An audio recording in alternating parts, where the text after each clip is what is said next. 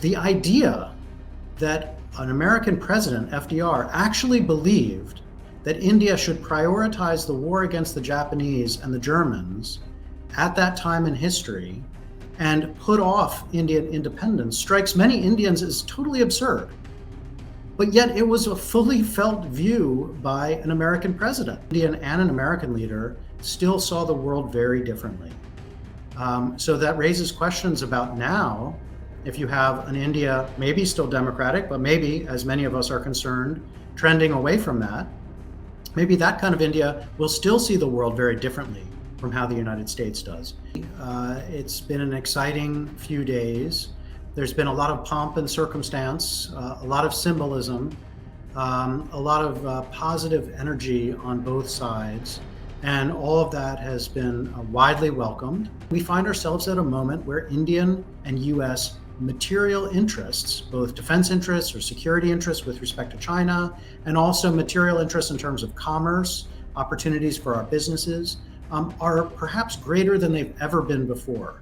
Hello and welcome. You're watching the Hindustan Times. I'm Abhishek Singh. PM Modi is on his first state visit to the U.S., a visit which has been talked about to the moon and back. Over the years, the relationship between India and the United States has become a multi-faceted partnership, and PM Modi's visit to the USA has gone on to strengthen it further. It will not be an exaggeration to say that the US and India are closer than ever before. The two countries will be cooperating in areas which have remained elusive so far, at least to an extent, from jet engines to semiconductors, space, among others. The PM, despite resistance from some sections in the US polity, intelligentsia, and media, received a warm welcome at the White House and the US Congress. But it has been pointed out by many, both in India and the US, that this visit is crucial as it comes at a time when India and the US find each other closer because of a not so peaceful rise of China. And so there are two arguments which are floating around. That the reason behind this bonhomie, which was on display, are shared values like commitment to democracy, etc. Or this is a relationship which is going from strength to strength only because India and the US now have the same adversaries and interests. While I let you think for a second, which seems to be the case, let me introduce my guest. Daniel Markey, Senior Advisor, South Asia, U.S. Institute of Peace. Thank you for joining us, Mr. Markey. Thank you so much. Of course, yeah, I'm happy to be with you. Now, according to you, the U.S.-India relationship as it exists today and its likely future trajectory is based more on interests and not so much on shared values. Oldest and largest democracies as the two countries might be. But I will talk to you about that a little later. To begin with, let me ask you, in your opinion, what do you think this trip has done for the U.S.-India relationship? Well, look, I think, I'm here in Washington, D.C. It's been an exciting few days. There's been a lot of pomp and circumstance, a lot of symbolism, a lot of positive energy on both sides. And all of that has been widely welcomed. I know that it's gotten a tremendous amount of attention in India. I think it's gotten significantly less here, frankly, in sort of the wider US media, but it's still cracked through. And I think that many Americans are aware of India and familiar with aspects of India, more so than they were just a few days ago. So I think it's a meaningful visit. There were a tremendous number of announcements of specific things that both sides have committed to going forward. And that is impressive. And that shows just how much work and energy has been put behind this, both politically and bureaucratically, to make this all come together. So an exciting week. We'll see where it goes, but definitely one that I think will be remembered for some time, certainly within the two governments. Right.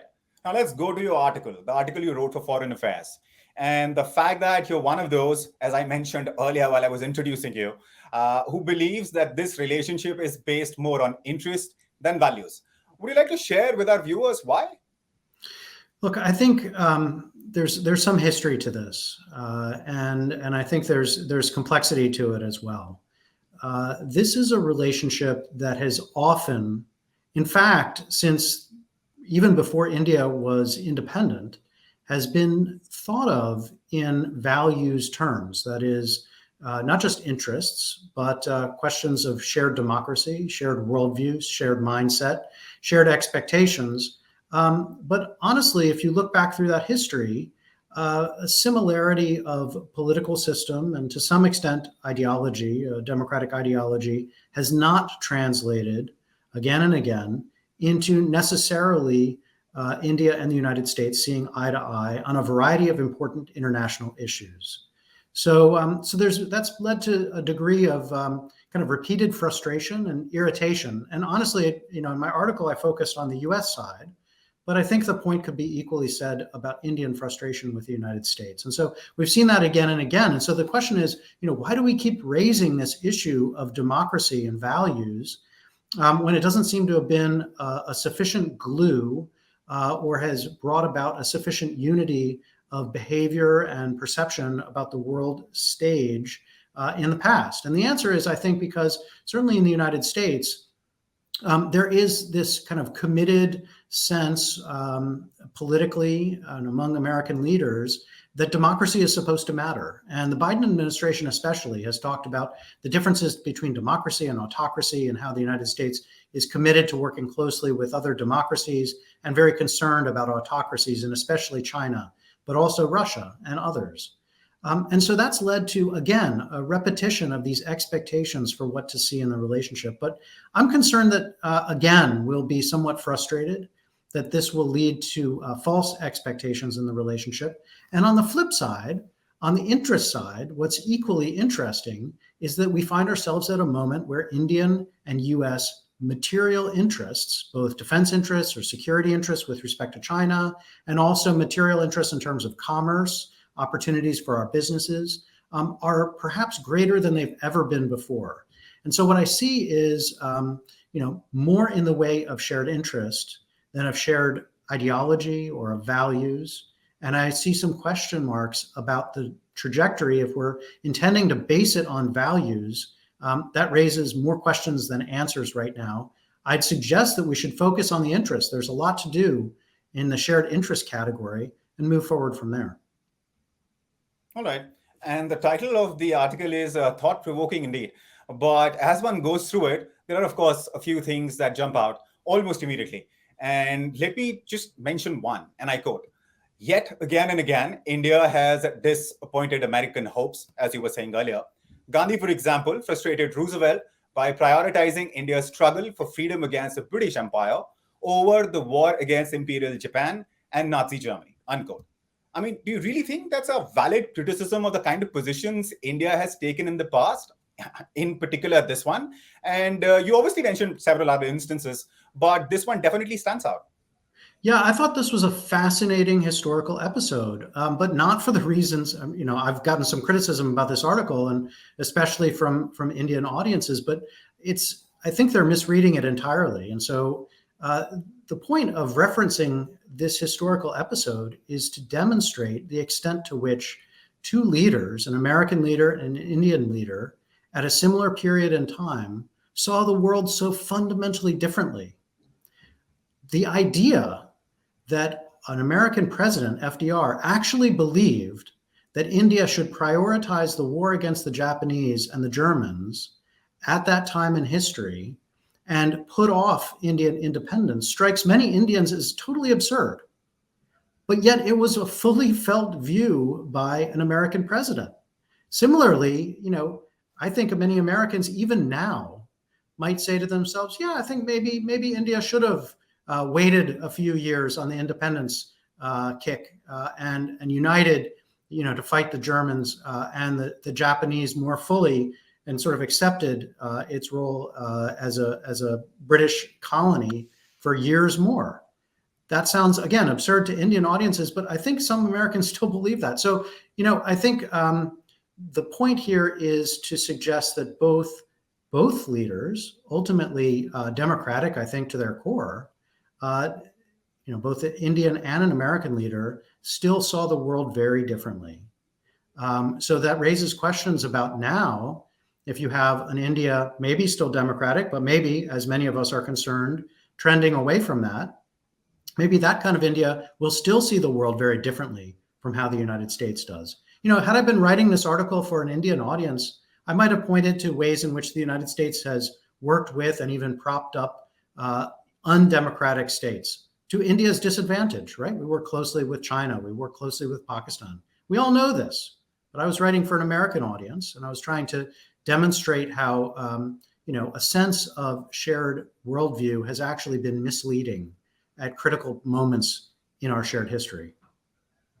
Don't you think it becomes slightly problematic, keeping in mind that you were addressing this article to the American audience?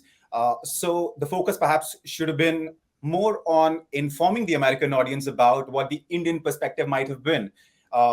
You're talking about a country which was under the British rule for 200 years and had only started its freedom struggle in a serious manner after the revolt of 1857, which is in the early 1900s, which is when the freedom struggle picks up. And at that point in time, an American president expecting India to prioritize something else, as horrible as the circumstances in Europe at that point in time might have been, also in parts of Asia because of Japan's aggression. Yeah, I guess I could have said something there, but I think, again, my point was elsewhere. My point was to convince American readers, particularly American policymakers, that they have repeatedly been wrong in their expectations about India. We could write a whole other article about the topics that you're suggesting, and I'd be happy to do that. But I'll be happy to read it because this one raises more questions, at least from an Indian perspective, than provides answers to.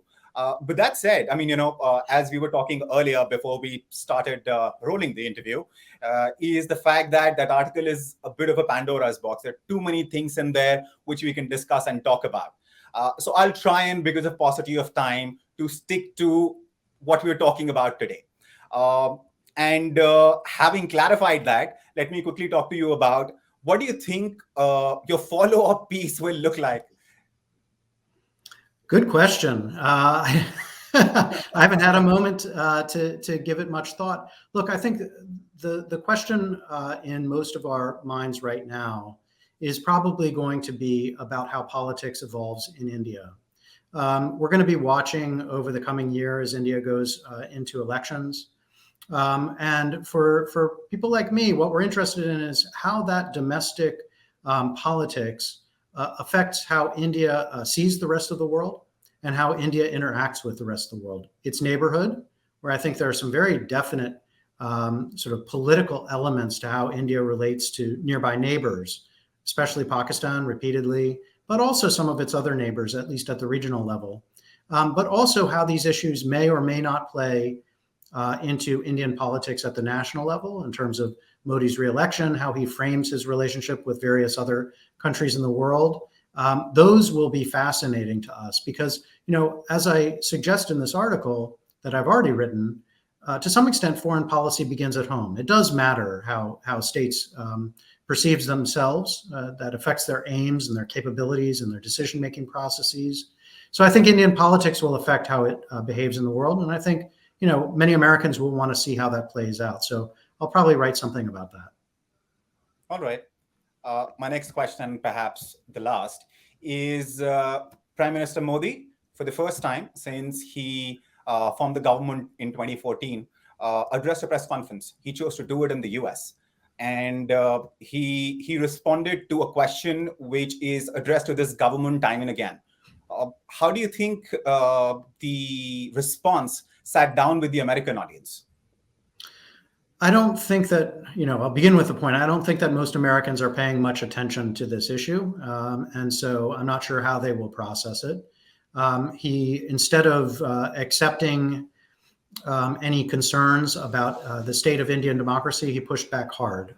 And he also waxed eloquent about India's democracy in his other statements during his visit here, including his statement before the joint session of Congress. So clearly that's the way that he intends to take it. Look, I'll take it at its face value.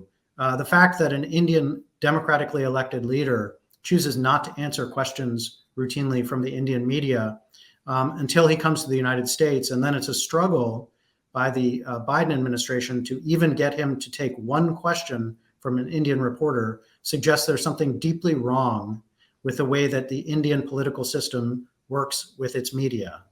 That is not, in my view, the sign of a healthy democracy, and certainly not the sign of the healthy democracy that Prime Minister Modi would like to portray. And so, I think it's critically important that national leaders routinely answer questions from the media, if only because that makes them more accountable to their people and enables their people to make fair assessments about the decisions that they make. So when they go to vote, they're making the decisions on the basis of actual information, and that their political leaders are held repeatedly accountable for sharing that information.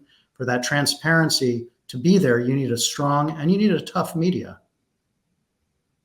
Well, personally, I would definitely like the government to hold press conferences and talk to the media. But that said, thank you so much for talking to us, Mr. Markey. Thank you so much for joining us. Right. Well, thank you.